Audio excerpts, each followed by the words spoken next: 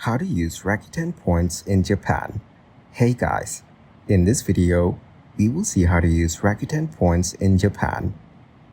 Using Rakuten points in Japan is super easy. You can spend them just like cash at any stores, restaurants, and even for online shopping. If you're shopping in a physical store, just tell the cashier you want to pay with Rakuten points and scan your Rakuten Pay app or use your Rakuten card.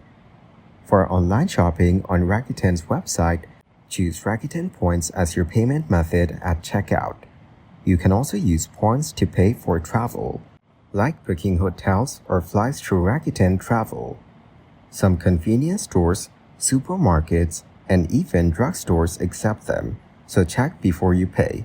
If you have limited time points, use them before they expire.